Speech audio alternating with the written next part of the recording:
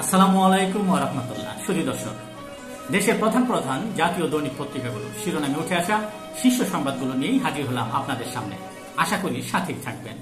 আজকের শুরুতেই আন্তর্জাতিক খবরে যা থাকছে। ইরানের পারমাণবিক সমৃদ্ধকরণ কর্মসূচির মূল কেন্দ্রে আঘাত এনেছে ইসরায়েল বলে জানিয়েছেন ইসরায়েলের নেতা নেতানিয়াহু। ইসরায়েলের হামলায় ইরানের 2 পরমাণু বিজ্ঞানী ও বিপ্লবী গার্ডের প্রধান হুসেন সালামি নিহত হন। বিবিসি বরাত দিয়ে এই খবরটি নিশ্চিত করেছে। ইরানের সঙ্গে উত্তেজনায় মধ্যপ্রাচ্য থেকে কর্মকর্তাদের সরিয়ে নিচ্ছে যুক্তরাষ্ট্র। আহমেদাবাদে এয়ার ইন্ডিয়ার বিমান বিধ্বস্ত, 241 যাত্রী সহ নিহত 294 জন। অলৌকিকভাবে বেঁচে গেলেন এক যাত্রী।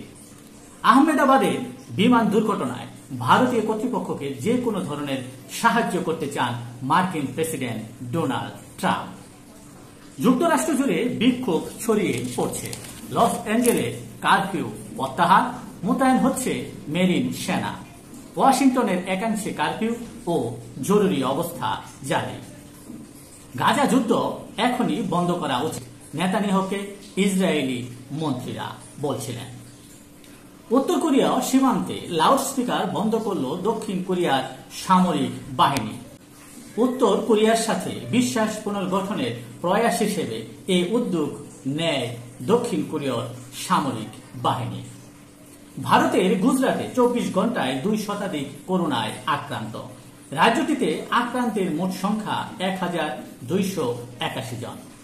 দেশের প্রধান প্রধান জাতীয় দৈনিক পত্রিকাগুলোর শিরোনামে উঠে আসা দেশীয় সংবাদগুলোর মধ্যে যে সংবাদগুলো শিরোনামে স্থান করে নিয়েছে তার মধ্যে থাকছে অন্তর্বর্তী সরকারের প্রধান উপদেষ্টা ডক্টর মোহাম্মদ ইউনূসের কিংস তৃতীয় চার্লস হারমোনি অ্যাওয়ার্ড 2025 গ্রহণ। বিশ্বব্যাপী শান্তি, স্থিতিশীলতা এবং পরিবেশ, প্রকৃতি ও মানুষের মধ্যে সমতা প্রতিষ্ঠার লক্ষ্যে আজীবন অবদানের জন্য ব্রিটিশ রাজা তৃতীয় চার্লস প্রধান উপদেষ্টা ডক্টর মোহাম্মদ ইউনূসকে এই সম্মাননার জন্য মনোনীত করেন। কিংস ফাউন্ডেশনের chair of trustee dame and লিম্বো ডক্টর মোহাম্মদ ইউনূসের হাতে এই পুরস্কারটি তুলে দেন। লন্ডন বৈঠকে আলোচনার বিষয় নিয়ে কৌতূহল। ডক্টর মোহাম্মদ ইউনূস ও তারেক রহমানের সাথে বৈঠক হচ্ছে আজ। অর্থ পাচার, অভিযুক্ত ধনকুবেরদের সঙ্গে সমঝোতার ইঙ্গিত বাংলাদেশ ব্যাংকের গভর্নরের। ফিনান্সিয়াল টাইমসকে দেওয়া এক সাক্ষাৎকারে বাংলাদেশ ব্যাংকের গভর্নর এই ইঙ্গিত দেন। 2 সীমান্ত দিয়ে আবারও 24 বাংলাদেশি পুশিং করল বিএসএফ। সীমান্ত দুটি হল ছাতক ও লালমনিরহাট। এতে নারী, পুরুষ ও শিশু রয়েছে।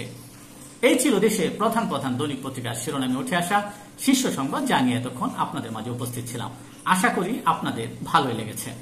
আজকের মতো এখানেই, আবারও দেখা হবে আগামীকাল ঠিক একইভাবে দেশের জাতীয় দৈনিক পত্রিকার শিরোনামে স্থান করে নেওয়া গুরুত্বপূর্ণ খবরগুলো নিয়ে।